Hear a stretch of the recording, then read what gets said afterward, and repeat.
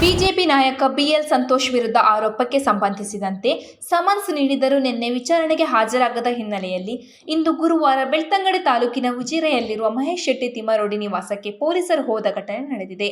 ಕಾರಿನಲ್ಲಿ ಕುಳಿತು ಮಾಧ್ಯಮ ಪ್ರತಿನಿಧಿಗಳ ಮುಂದೆ ಆಕ್ರೋಶ ವ್ಯಕ್ತಪಡಿಸಿದ ತಿಮ್ಮರೋಡಿ, ನನ್ನ ಜೀವಕ್ಕೆ ಏನಾದರೂ ಅಪಾಯವಾದರೆ ಅದಕ್ಕೆ ಸರ್ಕಾರ ಮತ್ತು ಬಿಜೆಪಿಯವರೇ ಕಾರಣ, ಪೊಲೀಸ್ ಠಾಣೆಗೆ ತೆರಳಿ ಹೇಳಿಕೆ ನೀಡುತ್ತೇನೆ ಎಂದರು.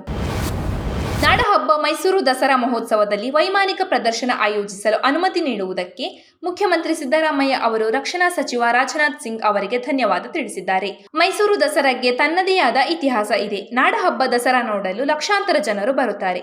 ಶ್ರದ್ಧಾ ಭಕ್ತಿಗೆ ಸಾಕ್ಷಿಯಾದ ಮೈಸೂರು ದಸರಾದಲ್ಲಿ ಏರ್ ಶೋಗೆ ಅನುಮತಿ ನೀಡಿರುವುದಕ್ಕೆ ಧನ್ಯವಾದಗಳು ಎಂದು ಸಿಎಂ ಸಿದ್ದರಾಮಯ್ಯ ಹೇಳಿದ್ದಾರೆ.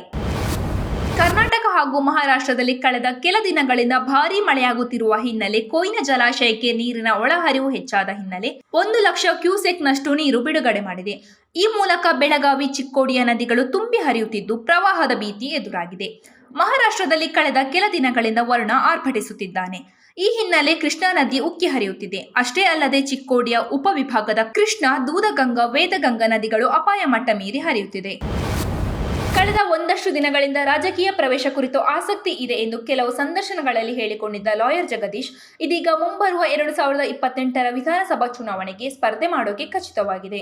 ಸ್ವತಃ ಲಾಯರ್ ಜಗದೀಶ್ ತಮ್ಮ ರಾಜಕೀಯ ಪ್ರವೇಶದ ಬಗ್ಗೆ ಸೋಷಿಯಲ್ ಮೀಡಿಯಾದಲ್ಲಿ ಪೋಸ್ಟ್ ಮಾಡಿದ್ದು 2028ಕ್ಕೆ ಯಲಹಂಕ ಕ್ಷೇತ್ರದಿಂದ ಸ್ಪರ್ಧೆ ಮಾಡ್ತೀನಿ ಎಂದು ಘೋಷಿಸಿಕೊಂಡಿದ್ದಾರೆ. ಶಾಸಕ ವಿಶ್ವನಾಥ್ ವಿರುದ್ಧ ತೊಡೆತಟ್ಟೋಕೆ ಲಾಯರ್ ಜಗದೀಶ್ ಇದೀಗ ರೆಡಿಯಾಗಿದ್ದಾರೆ.